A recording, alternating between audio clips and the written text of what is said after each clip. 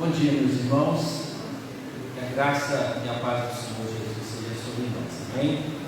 Bom podermos iniciar o ano, o primeiro domingo, escola dominical, podermos cultuar o nome do Senhor, participarmos da ceia. O mês é janeiro, alguns irmãos estão viajando, alguns estão descansando, e nós temos alguns irmãos na igreja que estão ausentes hoje, devido à enfermidade e também, num dos casos de óbito. O pai da nossa irmã Neuraci estava enfermo, acho que esse Odilon, ele estava enfermo, a igreja já tinha orado há algum tempo, a Neuraci já estava lá acompanhando, faleceu ontem, então eles deslocaram para lá, Cristiana, a Cristina, o presbítero Gilmar, Jacob Rogério, eles foram para poder estar com a família lá acompanhando. E todos os irmãos, alguns com Covid, estão de quarentena, outros ainda sem diagnóstico, e a gente tem colocado. Quem confirmou essa semana Covid foi a nossa irmã Érica, o pai dela no dia 27 faleceu, então ela esteve acompanhando, ela que fazia as visitas.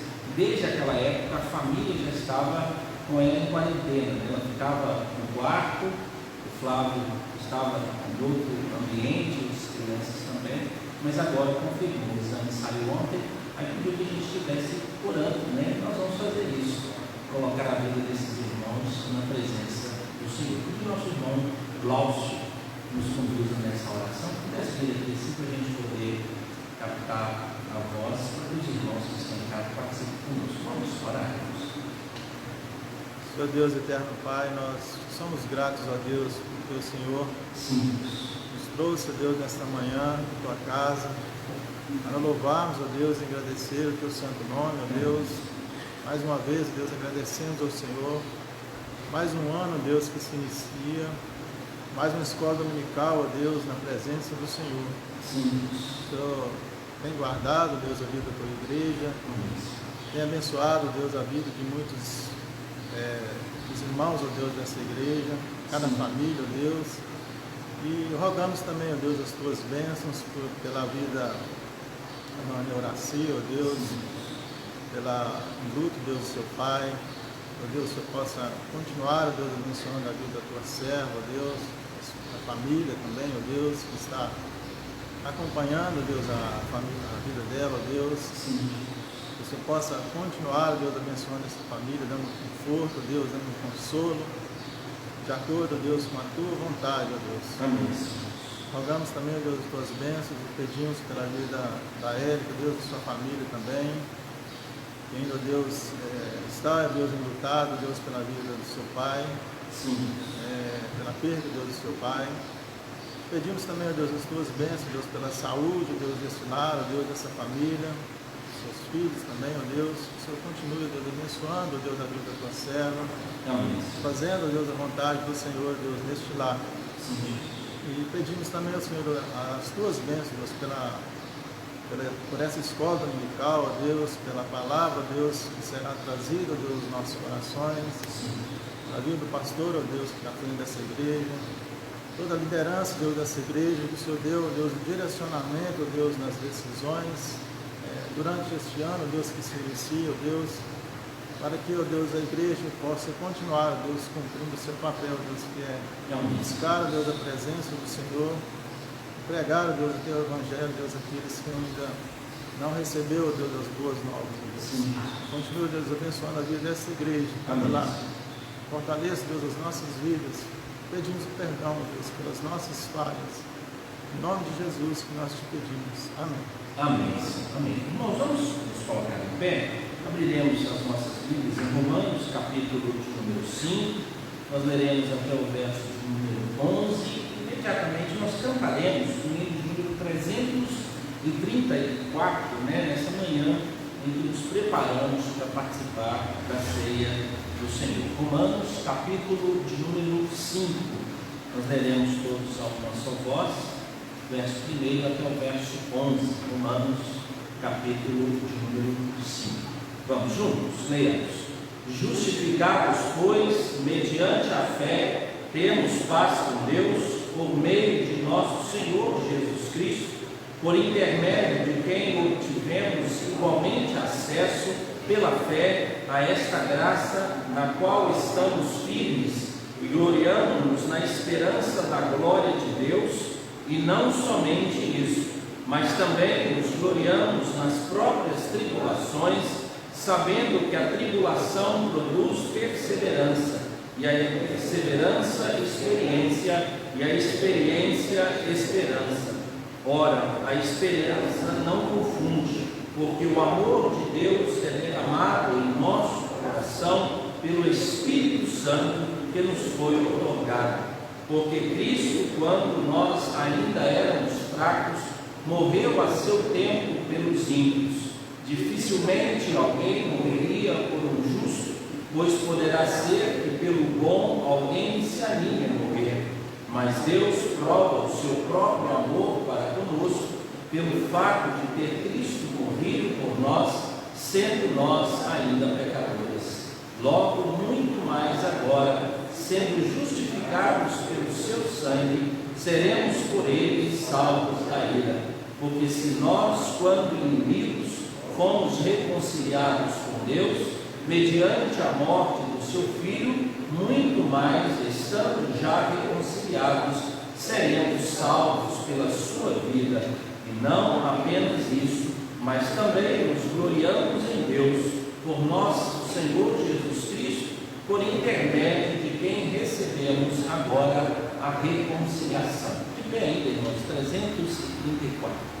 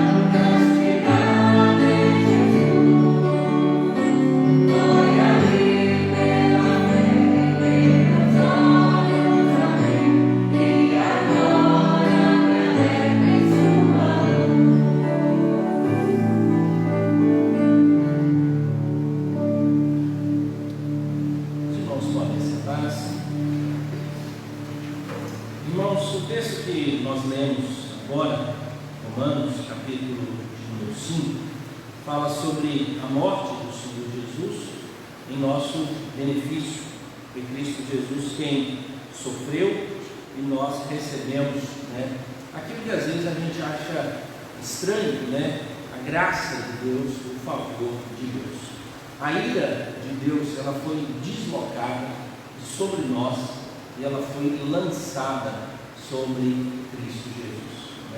Ainda que a gente saiba e conheça os atributos de que Deus é amor, Deus é bondade, Deus é misericórdia, nós encontramos também a linha da ira de Deus.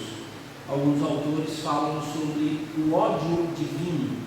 Ele aparece pelo menos 3 vezes nas Escrituras esse termo. né? A ira divina, ela não é substituída pela ação da misericórdia. Então Deus falou assim: a partir de agora eu não tenho mais ira e eu tenho misericórdia. Nós fazemos isso. Nós queremos olhar para Deus e dizer assim: Deus é só bondade, Deus é só caridade, Deus é só benevolência, né? A ira de Deus é um dos seus atributos. A ira faz parte da natureza de Deus, porque é contra o pecado, né? O que Deus fez foi pegar essa ira que estava sobre nós e lançar sobre Cristo Jesus. E agora nós somos libertos por causa do sangue de Cristo Jesus, porque Cristo Jesus ainda assim morreu. Então não foi somente uma transferência de uma conta para outra, não. Houve um pagamento, um preço muito alto, né? E quando nós celebramos a ceia, nós estamos celebrando justamente a morte e o sacrifício de Cristo Jesus, que é o ato da justificação, ou seja, alguém teve que pagar essa pena, né? Os 4 evangelhos falam de Cristo Jesus reunido com seus discípulos, celebrando a última Páscoa. Sempre assim: tenho vontade de celebrar com vocês a Páscoa.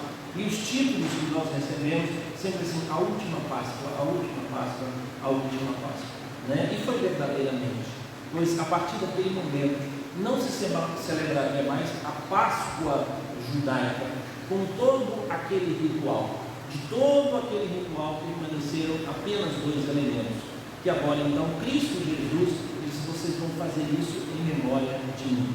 Então os 4 evangelhos falam do sacrifício de Cristo Jesus. Ele usa as palavras, né? Isto é o meu corpo, isto é o meu sangue, né? Cristo Jesus estava apresentando a eles como seria a cerimônia a partir daquele momento.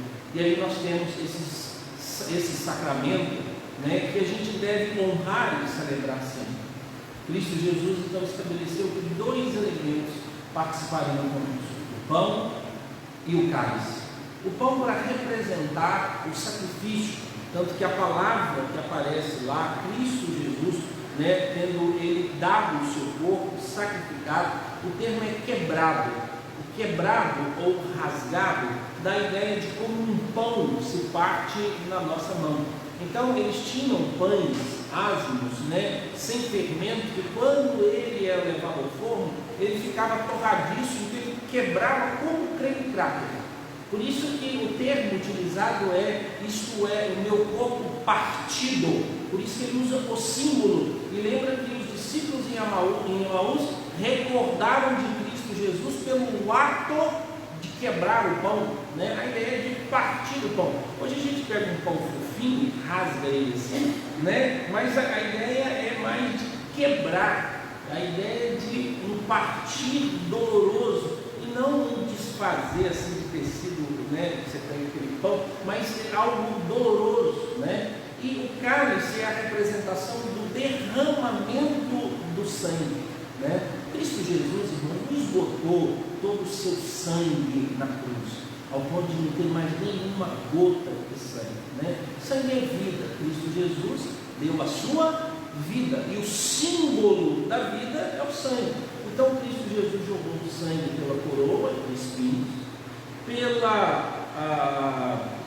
o martírio que ele sofreu, devido às varas que ele levou, devido às chicotadas nas costas.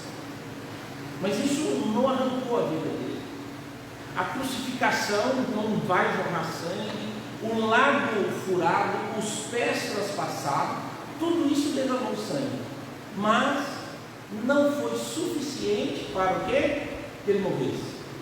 Porque na verdade é Cristo quem diz: entrego o meu espírito. Ninguém tem poder para tirar a vida do filho, se o filho não entregar. Ele quem deu. Então no final, irmãos, não é a quantidade de sangue que foi derramado, mas é o sangue, o símbolo de vida. Então a ideia é: morrendo não se circula o sangue, mas Cristo Jesus ensanguentado dá a ideia da morte cruenta, da morte dolorosa da sua vida, e ele entrega. Esses 2 elementos representam justamente né, um grande sacrifício, que era o animal apresentado e o sangue.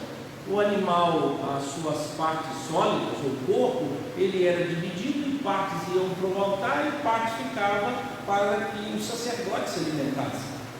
E o sangue desse animal tinha que conferir a morte daqueles pedaços do animal que estava lá. Tanto que o sacerdote tinha que molhar o dedo e pingar o dedo nas pontas do altar, em cada, para confirmar que o sangue havia sido derramado. E por fim, né, no dia do grande sacrifício, o sangue era levado até a Arca da Aliança, onde tinha uma tampa chamada propiciatório, que é o símbolo é esse. Quando você lança o sangue sobre a tampa até cobrir, diz que Deus não vê mais o pecador, mas vê o sangue da vítima, ou seja, quem morreu. Então Deus vê o sangue de Cristo Jesus e não nos enxerga.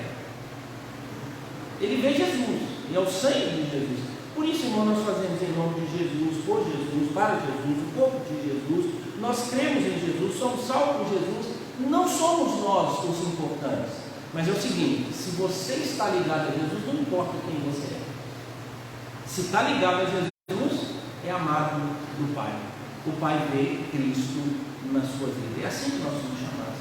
E esse é o convite que nós temos, participar da mesa, aqueles que creem. Convido os presbíteros que possam vir aqui à frente, preparar, né, ali para nós, a gente tem feito isso, mas nós vamos orar, pedindo a Deus que consagre a nossa vida, que a gente fale com Ele sobre a nossa caminhada e que a gente se prepare, né, para participar da ceia neste momento. Feche seus olhos, ore ao Senhor e depois o estarei orando.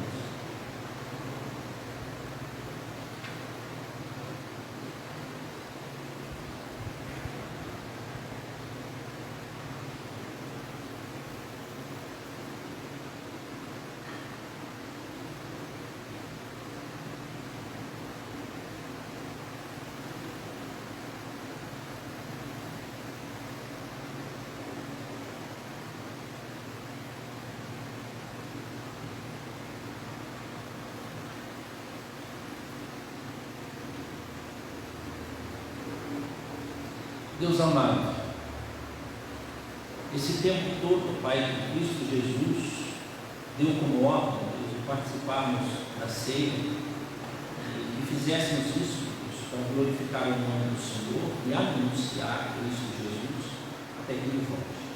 Queremos dar continuidade a Deus obediente a esses atos. Sabemos que somos ricamente abençoados quando obedecemos, e a Tua palavra nos confirma essas coisas. Conduza, Deus, o nosso coração a entender o amor de Cristo Jesus por nós e também a declaração que fizemos no dia de que cremos verdadeiramente em Cristo Jesus. Abençoe, Pai, os atos que serão tomados por nós na hora de comer, na hora de beber. Que o Senhor, Pai, se manifeste por obra do Espírito em nossas vidas, confirmando a fé e trazendo, Deus, ricas bênçãos por meio, Pai, daquele que habita em nós, que é o Espírito do Senhor. Confirme, Deus, no nosso coração que somos verdadeiramente filhos do Senhor pela obra do Espírito, e que o Senhor, ó Pai, nos conduza a uma vida de santidade, que ao comermos e ao bebermos possamos lembrar-nos do sacrifício doloroso de Cristo Jesus na cruz, mas também nos lembrarmos do grande livramento, pois o Senhor, ó Pai, nos tirou dessa cruz, para que Cristo Jesus fosse posto lá, quando nenhum pecado Ele tinha e nós é que merecíamos qualquer condenação. Consagre, Deus, os elementos que serão tomados por nós, em nome de Jesus, nós oramos. Amém. De nosso nome, Décio. É claro, você estava chegando e pode continuar. Irmãos, na noite em que o Senhor Jesus foi traído, né, ele pegou o pão, ele partiu e entregou aos seus discípulos, dizendo: como? Isto é o meu corpo partido em favor de vós. Depois que eles comeram o pão, o Senhor Jesus tomou um cálice, era apenas um, distribuiu esse cálice, dizendo: esse é o cálice da nova aliança, derramado no meu sangue em favor de muitos. Tomai dele todos. É o que nós faremos, né, recebendo o pão e o cálice ao mesmo tempo, né? Aí já vai junto, e os irmãos pegam, né? E já podem deixar o cálice aí no banco, né? Depois ser eles recolhidos. Só os colocar em pé, os irmãos que vão participar, para uma fácil administração dos elementos.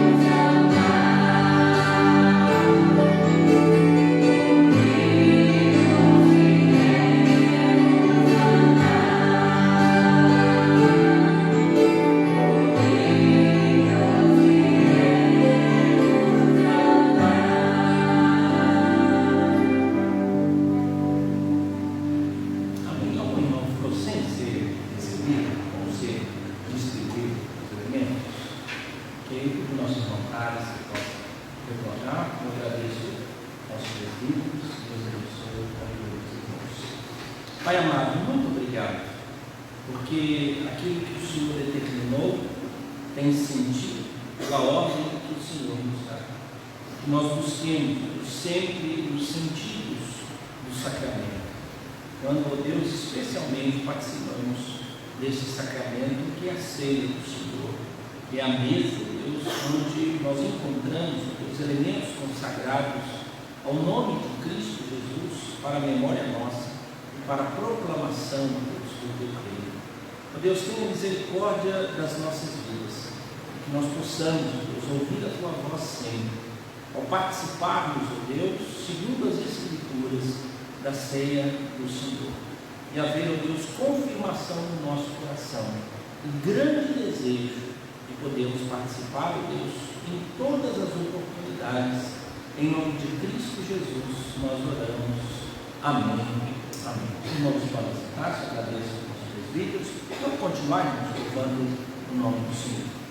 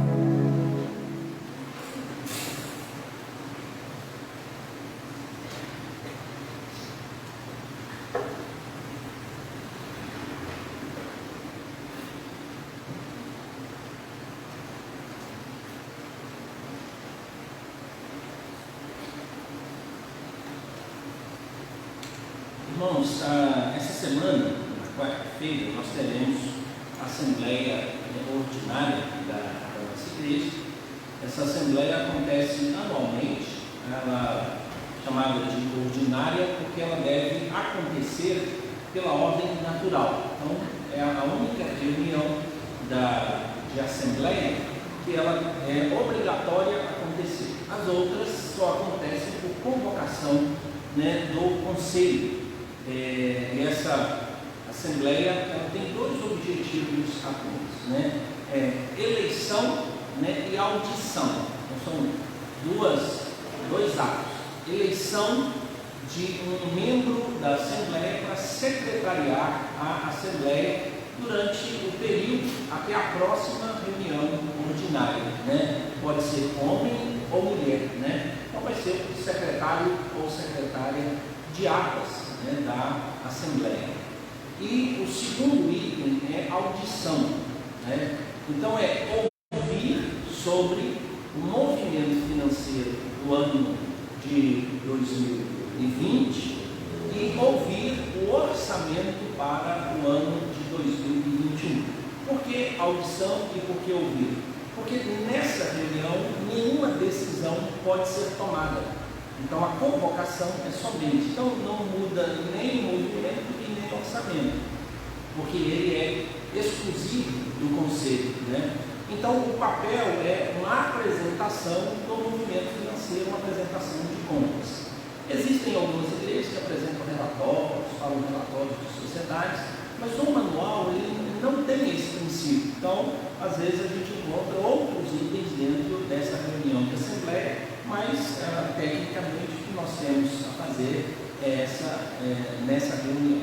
Quarta-feira, às 19h30, aqui na igreja, a gente vai ter essa reunião. Então, ela pode acontecer em qualquer momento do ano. Algumas pessoas acham que tem que começar, por exemplo, tem que ser antes do fim do ano ou bem no início do ano. Não. Ela diz, encerrando o ano, anualmente, você tem que convocar. Ainda pode acontecer até o dia 31 de dezembro desse ano, mas é o prazo. A praxe é sempre no início, quando está muito mais próximo, então ela pode acontecer. Então, durante o ano, ela tem esse prazo, Comumente acontece em janeiro, fevereiro, está mais próximo do fim do ano, e o orçamento, o movimento bem próximo para a gente poder entender, e receber essas informações. Aí os irmãos estejam lembrando, e a gente poder participar. Vamos, irmãos, para o nosso, eu vou chamar de estudo, mas eu acho que é uma reflexão para a caminhada nossa de início de ano, ou mais para a vida toda. Volto lá em Romanos, capítulo de número 5, o verso 1.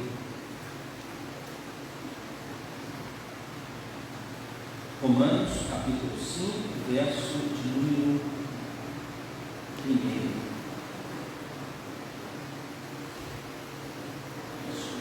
Ok? Vamos ler juntos esse verso? Leamos. Justificados, pois, mediante a fé, temos paz com Deus, por meio de nosso Senhor Jesus Cristo. Pai amado, muito obrigado pela tua palavra. Pedimos, Deus, que o Senhor ministre ao nosso coração.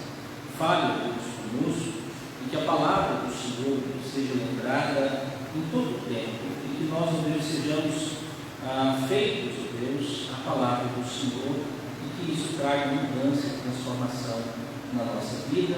Em nome de Jesus, nós oramos. Amém.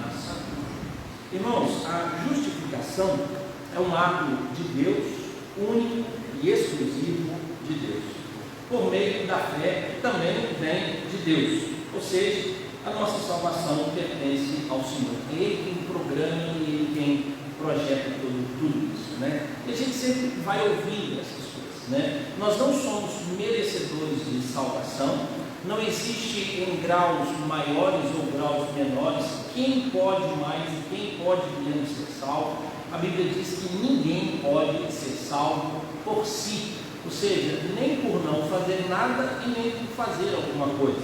O não fazer nada é: eu nasci, mas eu sou uma pessoa que não cometo erros, eu sou, vamos utilizar aqui, criança ainda. Mas só o fato de nascer, a Bíblia diz que nós nascemos em pecado. E isso então nos destitui da presença de Deus por causa do pecado de Adão e Eva. Então, nesse sentido, nós temos mesmo, né, uma hereditariedade pecaminosa. E isso então nos obstrui a entrada no céu. Segundo, é pelo que eu faço. Então, eu sou pecador, né? Não é porque eu cometo atos pecaminosos, né? Eu cometo atos pecaminosos porque sou pecador. Então é a minha natureza. Então, pé de goiaba, sem esquecer, esquecendo-se, né, das ideias da hibridez, né? Pé de goiaba da goiaba, pé de manga da manga, pé de jaca da jaca. Se algum desses pés começarem a dar fruto diferente, então eles são estranhos, né? É assim mesmo. Mesmo que não dê fruto, certo? É jaca, é jaca. Você olha para o mamão e diz: tem que dar mamão. Aí ela fala: não, esse aí é mamão macho, então ele é para não dar fruto. E aí tem outro mamão. Aí você tem um pé de jaca. E aí você define, mas mesmo que esses pés não tenham dado fruto, eles são pé de laranja, pé de limão, é a natureza deles. Então na nossa vida é assim: nós não nos tornamos pecadores porque atingimos a idade da razão, como é pregado por aí. Não, enquanto eu não tenho a idade da razão, eu não sou pecador. A partir do momento que eu atingo a idade da razão, aí eu passo a ser pecador. Qual é a idade da razão? A pessoa, uns 12 anos. Assim, aqueles meninos traficantes com arma e tal. Não, os meninos, os outros, aqueles que recebem educação na escola, eles sabem lidar com todo mundo, ele dá e tal. Então você está dizendo que a educação é que salva, não o pecado que está nessas pessoas que as condenam. Então a natureza humana é assim. Às vezes a criança ela ainda não teve oportunidade de manifestar. Mas se você fizer uma análise direitinho, você vai ver as iniciais ou as digitais do pecado, como pirraça, choro, manipulação, egoísmo. Você consegue ler tudo isso, mas você não tem coragem de dizer que isso é pecado. Ela não faz na sua intenção de consciência, mas a natureza arrasta o bebê e a criança para isso, né? Então, quando nós nascemos em pecado, e atos pecaminosos nada mais é que resultado do pecado que está em nós, e nós necessitamos ser transformados. Então, a justificação veio pela incapacidade de nós agradarmos a Deus. Por isso o texto aqui diz que justificados, pois, mediante a fé, temos paz com Deus. Então, existe um momento em que a gente pode ter paz com Deus, mas existe um intermediário para essa paz, que é Cristo Jesus. Eu preciso acreditar em Cristo Jesus, né? Só para a gente entender, a fé não nos salva, quem nos salva é Cristo Jesus, é a morte dele que nos salva. A fé me faz apropriar dos benefícios da morte de Cristo. Porque fé na fé não salva ninguém. Então alguém fala assim: não, fulano é um homem de muita fé. Mas fé em quê? Se não é em Cristo Jesus, não adianta. Se é em tudo, também não adianta. É singular. É somente em Cristo Jesus que nós obtemos salvação, e é por meio da fé. Eu preciso acreditar. Por isso nós encontramos grande dificuldade na ideia do universalismo, sobre todas as pessoas serem salvas pela bondade de Deus. Não, Deus determinou um modo e um caminho. Então o universalismo e a salvação do mundo, de todos os seres humanos, é impossível segundo as Escrituras. Por isso, ainda que nos pareça falta de amor dizer que algumas pessoas não irão para o céu e automaticamente a gente vai direcioná-las ao inferno, é por causa da instrução bíblica que nós recebemos. E esse conhecimento deve ser passado, ainda que a gente tenha medo. Por quê? Porque nós temos o que a Escritura nos diz. E a Escritura nos diz que é por meio da fé em Cristo Jesus que nós somos declarados limpos, justos, sem pecados, para que nós possamos então desarmar, presta atenção, a Deus, porque Ele está contra nós, a ira dele está contra nós. Mas quando Cristo Jesus entra na frente, é Cristo Jesus quem recebe essa ira. E a nós, então, crendo em Cristo Jesus, recebemos o seu pastoreio, o seu cuidado, cuidado, a santidade e a instrução, né? É assim que nós caminhamos. E diante desses dias tão difíceis, como é que nós vamos fazer essa caminhada? Eu queria então pensar em 4 itens que nos ajudam na caminhada e na santidade. Como é que Deus faz para que nós sintamos e percebamos a paz que Ele traz e como é que Ele direciona a nossa vida? Porque a justificação é um ato de Deus. Ele diz que está em paz conosco. Por isso que temos paz com Deus. Nós estávamos distantes, existia uma ira, e agora Deus nos reconciliou. Mas isso acontece como que fora de nós, e existe um momento que isso tem que ser aplicado em nós. Então essa informação, ela precisa ser aplicada à nossa vida. Como é que eu consigo viver em paz com Deus, experimentando a realidade? Não agora a declaração da teologia, Deus está do nosso lado, agora ninguém tira essa companhia de nós, Deus caminha conosco e algo que tranquiliza o nosso coração. Mas agora, como é que eu posso me aproximar em intimidade? Vai, irmão, a diferença. Comunhão existe, tá? De vez em quando a gente fala assim, pedir minha comunhão com Deus, tá? Talvez a expressão não seja mais ideal, porque o dia que você perder comunhão com Deus, você está indo no inferno, é isso. Agora, você perder a alegria e a intimidade com Deus tem outra proporção e outra informação. Porque se você pode perder comunhão com Deus, você não tem mais o Espírito Santo. Você não tem mais as obras de Cristo sobre sua vida. Por quê? A nossa comunhão é feita pelo Espírito. Ainda que a gente use, talvez o melhor exemplo seria lembrarmos que no passado, Davi orou assim. Davi disse que Deus restitua a alegria da salvação. Então nós usamos o termo comunhão. A gente pergunta, você está em comunhão com Deus?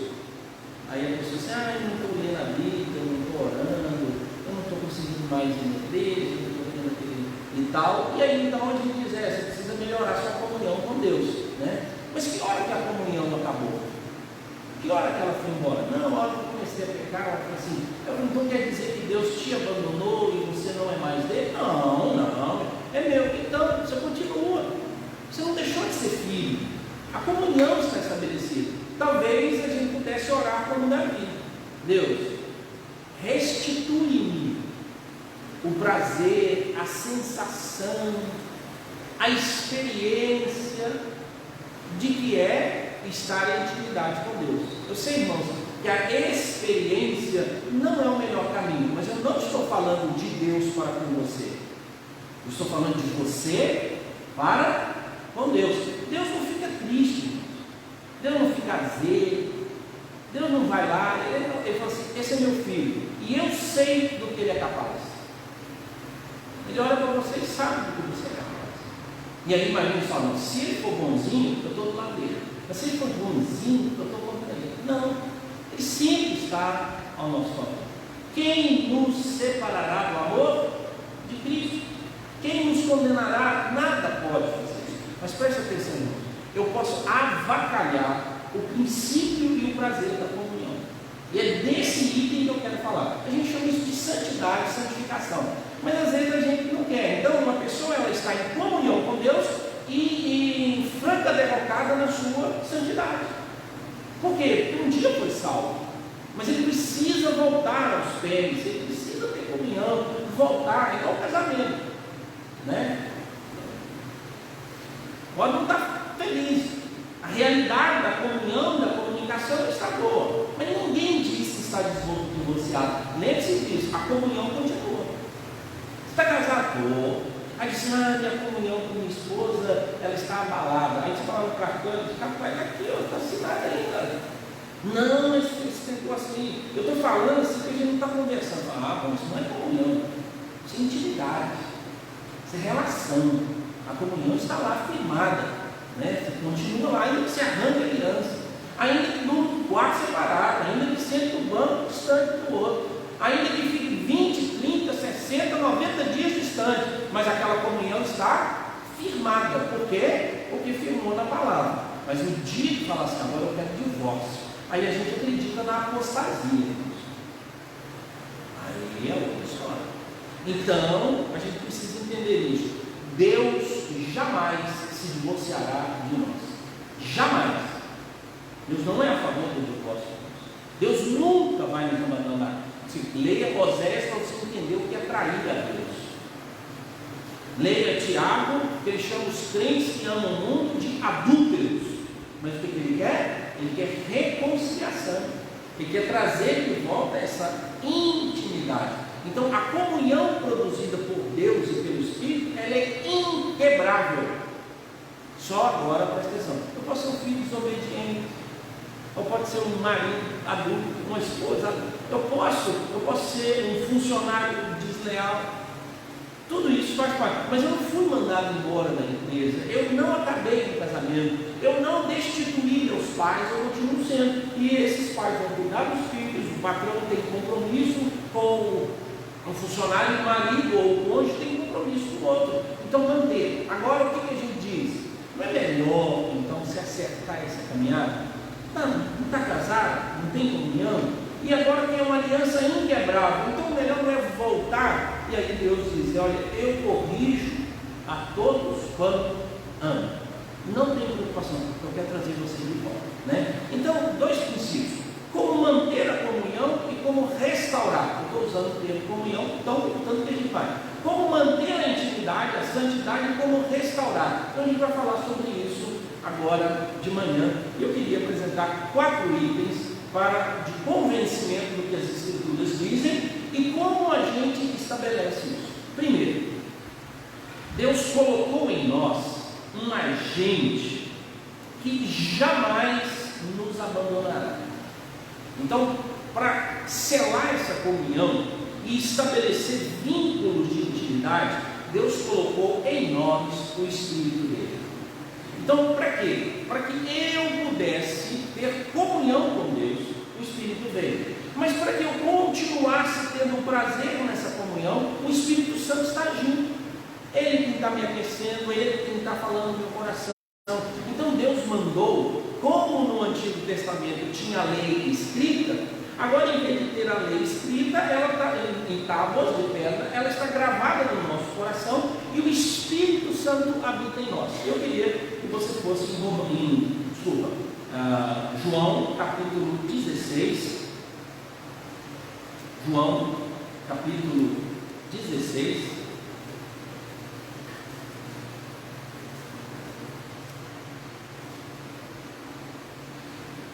No verso 1 em diante, o Senhor Jesus dizendo: eu vou deixar algo que vai ser assim fantástico na vida de vocês. Eu estarei presente, mas quem será a presença é o Espírito. Olha, tenho-vos dito essas coisas para que não vos escandalizeis.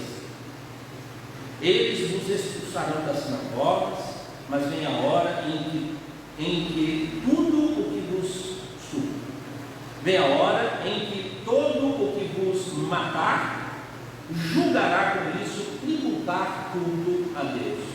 Isto farão porque não conhecem o Pai e nem a mim. Ora, essas coisas vos tenho dito para que quando a hora chegar, vos recordeis de que eu vou-las disse. Não vou-las disse desde o princípio, porque eu estava convosco. Mas agora vou para junto daquele que me enviou, e nenhum de vós me pergunta: para onde vais? Pelo contrário, porque vos tenho dito essas coisas, a tristeza encheu o vosso coração. Mas eu vos digo a verdade: convém-vos que eu vá, porque se eu não for, o Consolador não virá para vós outros. Se porém eu for, eu vou e enviarei. Quando ele vier, convencerá o mundo do pecado, da justiça e do juízo. Eu acho linda a explicação, irmão, que o Senhor Jesus apresenta. Ele diz: do pecado, porque não creem em mim, em Jesus. Da justiça, porque vou para o Pai e não me vereis mais. Por que justiça, irmãos? Justiça é porque Jesus falou: eu sou filho de Deus, não foi lá. Aí Deus vai dizer assim: quer ver? Eu vou justificar esse moço. Timóteo, Paulo fala a Timóteo que Jesus foi justificado. Mas Sim, irmão. Jesus foi justificado. Mas justificado é alguém que tem pecado? Não. Justificado é alguém que cumpre uma obra. Cristo Jesus cumpriu a obra toda? Cumpriu. Nós cumprimos? Não. Mas Cristo Jesus cumpriu por nós. Por isso, por tabela, Cristo Jesus é justo. Ele é justificado. Pedro diz que ele é um varão de justiça. E Deus o fez Cristo e Senhor. E é por causa de Jesus que nós somos justos. Ou seja, nós somos justos de forma indireta. E Jesus é justo de forma direta. Por isso que ele convence do pecado, porque não creio. Convence da justiça, porque Jesus vai para junto do Pai. E o último aqui, que às vezes a gente nem vai pensar nisso, do juízo. Porque o príncipe desse mundo já está julgado. Quem é o príncipe desse mundo, irmãos? É o diabo. Ele é o príncipe desse mundo. Já está julgado. Ele já está condenado. Então, às vezes, quando a gente acha que Jesus, o Espírito, veio para nos convencer do pecado, da justiça e do juízo, a gente fala assim: do pecado porque nós somos pecadores, da justiça porque Deus vai sentenciar, né? E do juízo porque a gente vai para o céu ou para o inferno.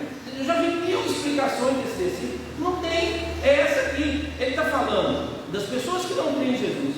Ele está falando do Deus que recebe Jesus no céu e do diabo que está aqui na terra. Resolvido o negócio, tá bom. Então quem está nessa história? Deus, o ser humano, Jesus e o diabo. Lembra que a nossa história de batalha espiritual está envolvida nisso? Está isso. Você tem que agradar a Deus, andar com Jesus, reconhecer que é pecador, né? E o fato de reconhecer é que você não crê em Cristo Jesus. E por fim, o maior inimigo que nós temos, o diabo. Ele já está condenado. Ou seja, Cristo Jesus veio fazer tudo isso. Aí ele continua. Verso de número 12. Tenho ainda muito que vos dizer, mas vós não podeis suportar agora. Quando eu vier, porém, o Espírito da verdade, ele vos guiará toda a verdade, porque não falará por si mesmo, mas dirá tudo o que tiver ouvido e vos anunciará as coisas que hão de vir. Até aqui. Irmãos, qual é o papel do Espírito Santo na nossa vida? É comum os crentes, presta atenção, acharem que é a consciência deles que estão dando notícia positiva de como se comportar. Assim, ele está lá andando, aí ele diz, não. Aí ele diz assim, minha consciência, eu entendi. Não, o único modo de você reconhecer que um ato seu é pecaminoso, ou não é um ato para a santidade, é o Espírito Santo. É Ele quem confirma na sua vida. Por isso é muito estranho, irmãos, quando a gente começa a conversar sobre o Espírito Santo. Tá? Mas Deus mandou ele. Tanto que a gente tem dificuldade de conversar sobre o Espírito Santo.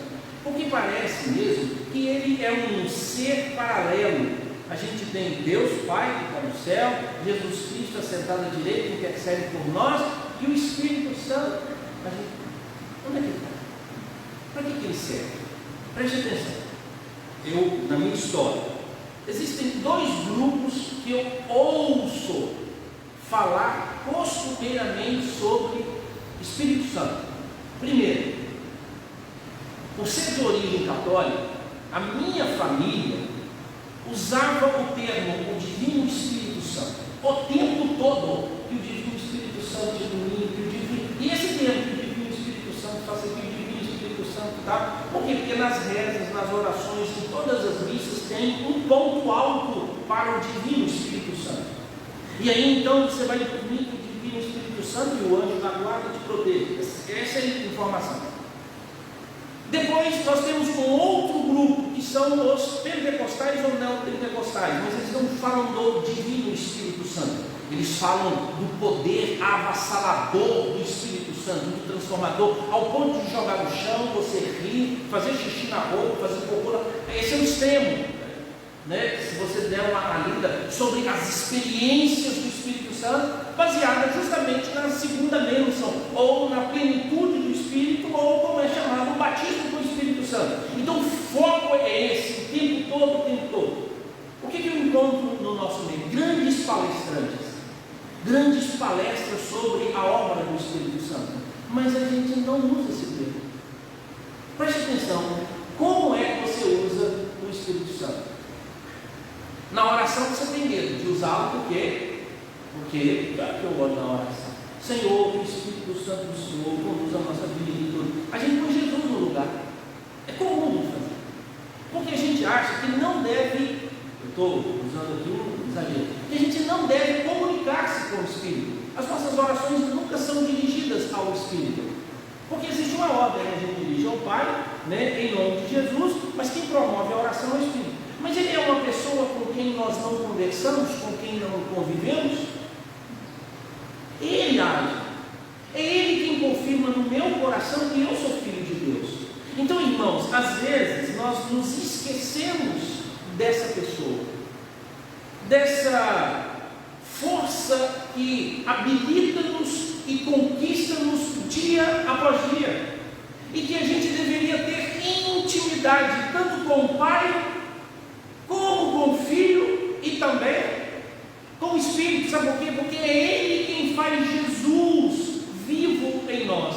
É Ele quem nos ilumina quando lemos as Escrituras. Mas a gente tem uma ordem e papéis, e a gente coloca isso, só que aí o Espírito fica. Primeiro, porque a gente tem medo da linha que a gente não concorda, né? Essa obra e tal. O outro é porque eu tenho medo do exagero. Mas às vezes eu não me esqueço, e às vezes eu nem sei dizer e nem falar quem é esse Espírito que habita em mim.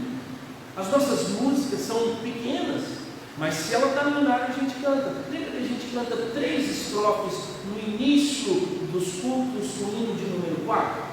Vamos lá para você ver como é que o nosso hino responde a uma boa teologia, com quem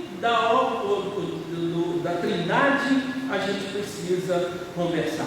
Hino de número 3 diz assim: Eterno Pai, teu povo congregado. A conversa é com quem? Deus Pai. Humilde entoa, hino 3.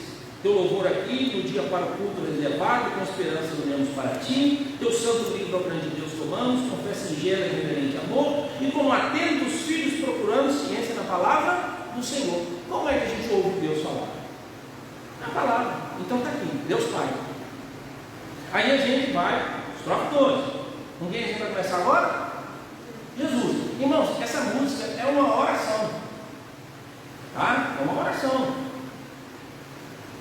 Jesus aos teus pés benditos, quando aos teus benditos pés sentados, queremos que o conselho descender, e sendo por ti mesmo doutrinados, de mais em mais na santa fé crescer. Do mundo e seus encargos retirados, queremos descansar em ti, Senhor, mirando os ricos bens entesourados, na plenitude do teu vasto amor, Cristo Jesus. E a gente sabe disso, é o bom pastor, tudo que ele tem para nós. Agora a gente começa, olha a nossa oração, uma oração específica ao Espírito Santo.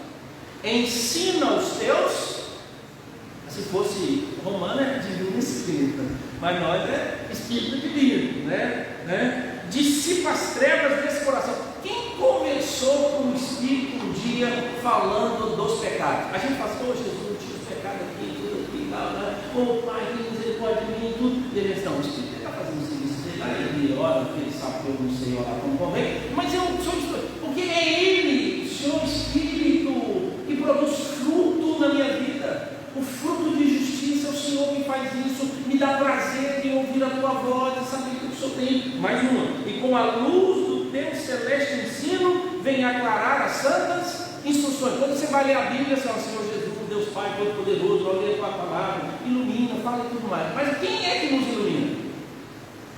Que a gente colocou na economia que o Espírito é aquele que revelou, e o Espírito é aquele que ilumina. Ele inspirou e é Ele quem ilumina. Então às vezes eu vou ler um texto e eu nunca lembro do autor primário, que é o Espírito, que Ele usa homens para fazer isso, mas é Ele que está por trás.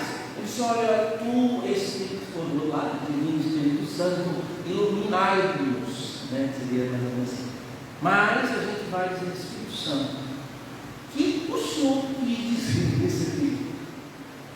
Quando o Senhor se inspirou o apóstolo Paulo, e aí, irmãos, tem um livro de Moisés Silva, chama O Papel do Espírito Santo, na leitura das Escrituras.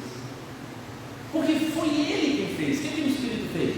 Ele buscou o conhecimento de Deus, a Bíblia diz isso. Porque ninguém penetra e escruta os pensamentos. Perscruta.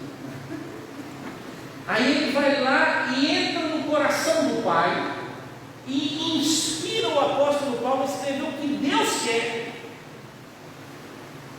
E aí, quando eu vou ler o que o apóstolo Paulo escreveu por meio do Espírito, que buscou do Pai, a gente não quer ouvir o Espírito que habita em nós. Então, irmãos, não é processo místico. Só que toda vez que a gente vai no Espírito Santo, a gente pega o breque, né? O que vai sair? Que vai sair o negócio, uma hora vai sair. Não, essa parte. Mas por que eu tenho medo? Mas, irmãos, o medo é por causa do exagero e não porque a coisa é errada. E aí então, os nossos hinos, eles mostram isso, olha. Aviva em nós as forças da memória. Olha para você ver. Sempre eu comecei falando que quando você acha que sua consciência que fez alguma coisa, nada. Quem é que aplicou para que sua consciência funcionasse? O Espírito. Quem é que disse para você que aquela coisa é errada ou não?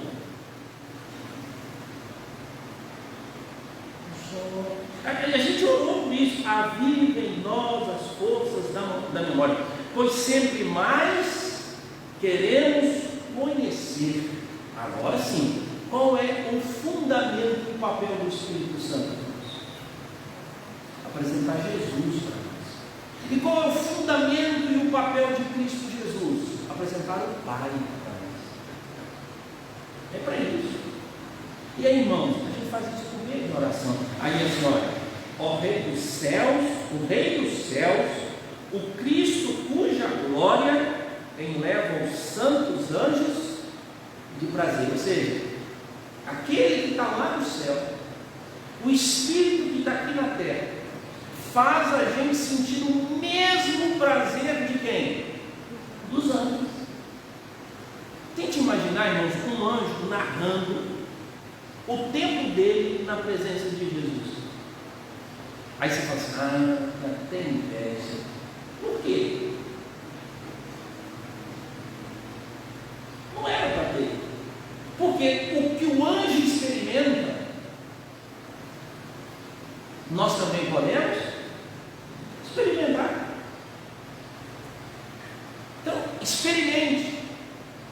Um dia voltar os seus olhos para a obra do Espírito Santo, a obra redentora, a obra santificadora, como ele age e o que ele produz em nós.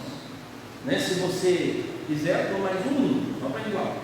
Deus está no tempo, Deus está no tempo, Pai onipotente, a seus pés nos humilhamos, servos consagrados reverentemente ao Deus Santo adoramos, por favor, com amor, espiritualmente Deus está no templo. Ao segundo, Cristo está no templo, sumo benefício, por seu sangue nos foi dado, ele, o bom cordeiro, foi o sacrifício, que expiou o vil pecado, escolheu e sofreu o cabal suplício.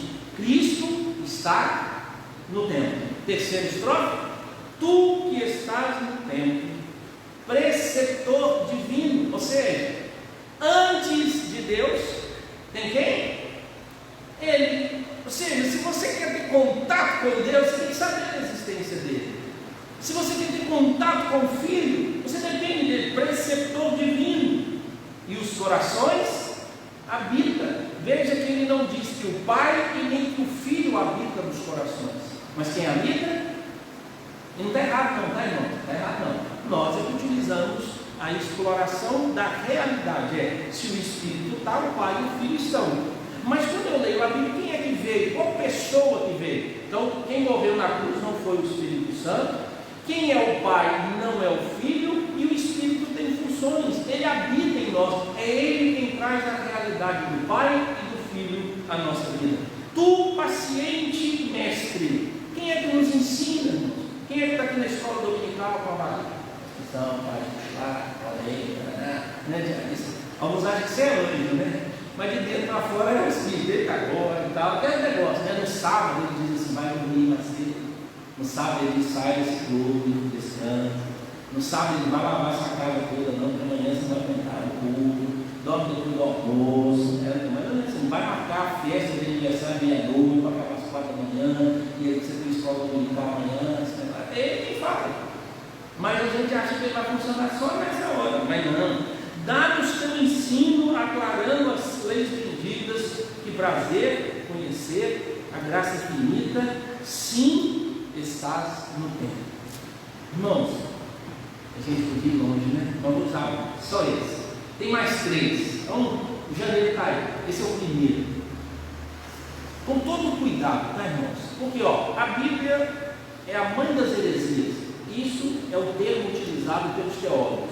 Porque daqui é que saem todas as heresias. Mas não é a Bíblia que produz, é a má interpretação. Por isso é chamado de a mãe das heresias. Não estou falando mal da Bíblia, estou falando mal dos intérpretes. Os intérpretes elegeram a Bíblia para que pudesse apresentar as suas heresias. Então, a Bíblia é um instrumento perigoso. Nesse sentido, de você utilizar errado, utilizar mal. Então, mas não é por isso que você vai fazer como muita gente disse, não creio, não, você vai ficar louco. Tem gente crente, eu já vi um pai, procurou e disse, pastor, meu filho está ficando doido.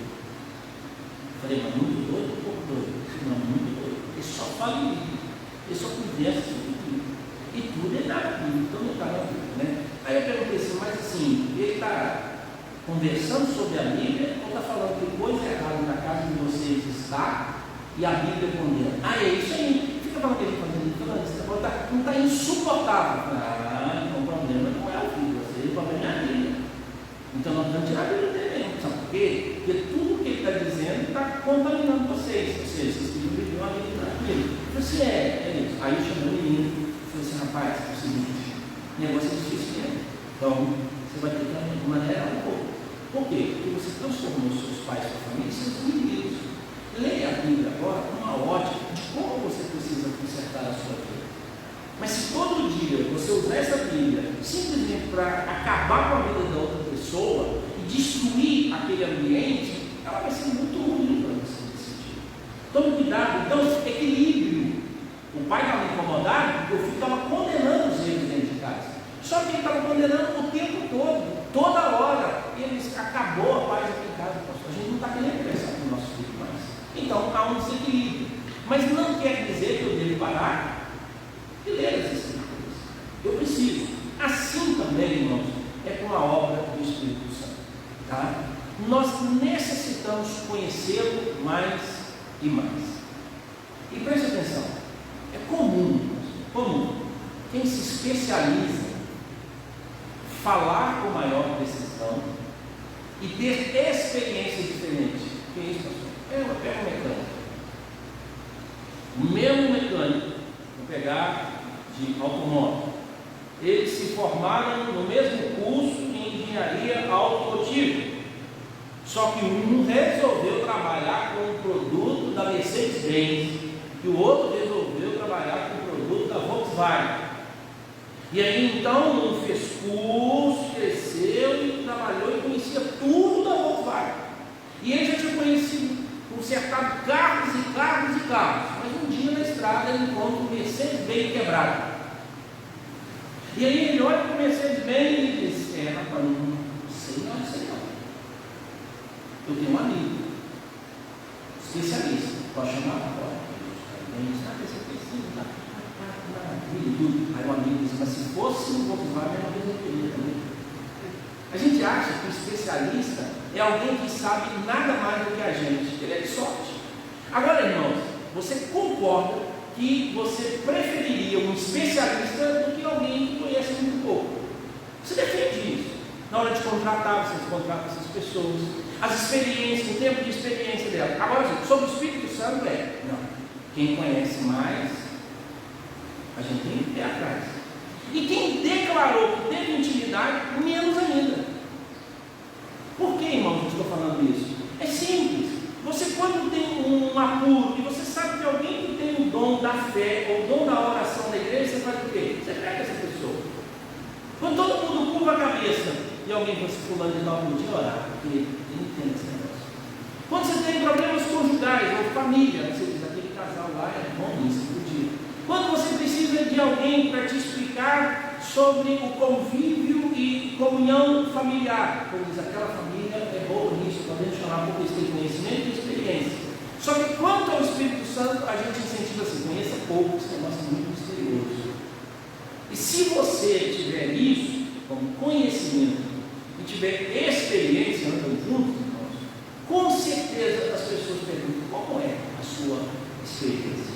Só que isso serve para o nosso trabalho, serve para a nossa família, mas eu falar sobre isso, mostrar a minha intimidade, ela é perigosa, enquanto que a Bíblia fala sobre isso.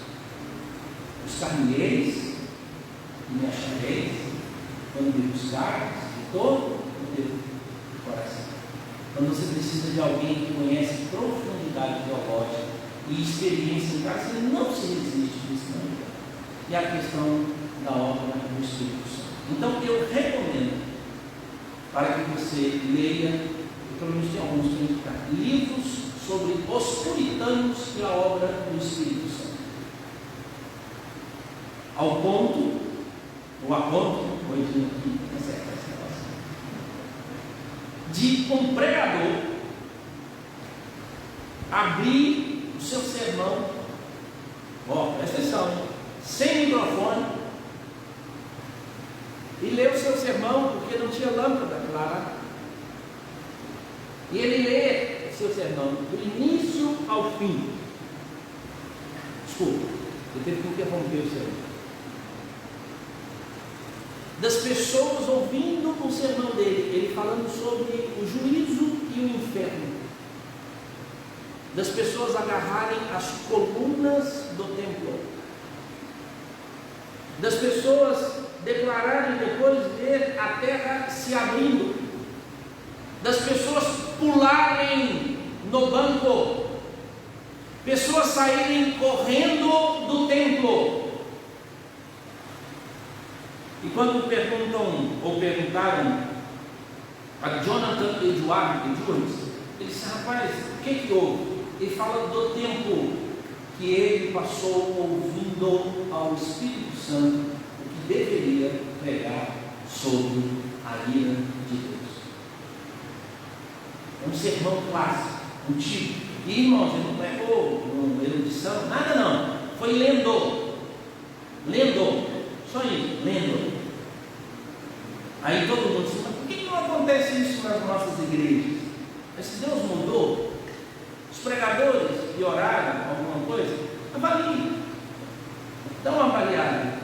E aí então, por que a obra do Espírito é tão rejeitada? Pecadores nas mãos de um Deus irado. Esse é o sermão. Depois ouça, vou publicar para os irmãos o texto e um áudio, que fala sobre, só para você ouvir, e se você imaginar que um dia estava lendo assim, só, sem gritar, sem falar alto, tudo. E ele atribui tudo isso ao tempo que ele levou em oração, pedindo ao Espírito Santo de Deus o que ele deveria pregar. Tanto que foi um sermão que ele guardou há muito tempo, até o dia em que ele resolveu pregar esse sermão. São experiências, irmãos, marcantes. A gente lembra. E a gente diz, Deus, por que aconteceram coisas de intimidade, de algo profundo?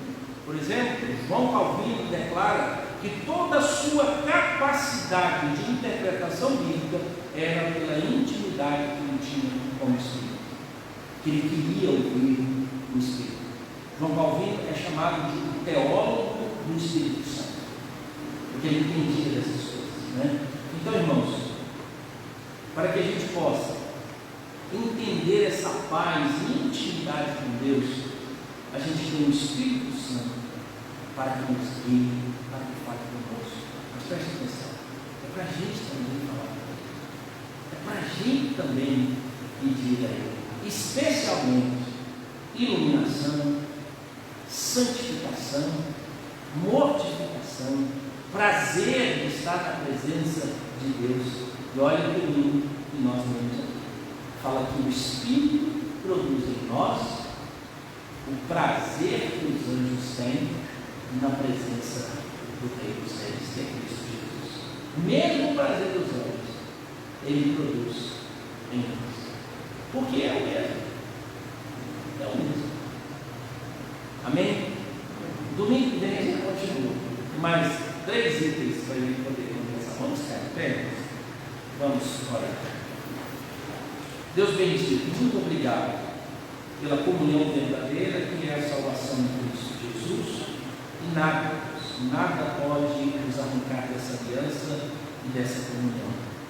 Nós sabemos, ó Deus, que podemos ter, ó Deus, intimidade profunda com o Senhor. E ajuda, Pai, a fazer isso. Porque, ó Deus, primeiramente, nós saibamos entender que o Consolador, o Espírito do Senhor habita em nós. E Ele é verdadeiro. Ele é o agente transformador. E Ele pode nos ouvir. E nós podemos falar com Ele. Para que possamos, ó Deus, compreender a vontade do Senhor e sermos transformados. Em nome de Jesus nós oramos. Amém. Amém. Amém, irmãos. Que Deus nos abençoe. Então, os irmãos da noite, né? Tem ainda algumas vagas, né? Se alguém da TV eu acompanhando, ainda nós temos 4 vagas para o culto à noite. Tá joia? Que Deus nos abençoe e também faça com nós. Amém.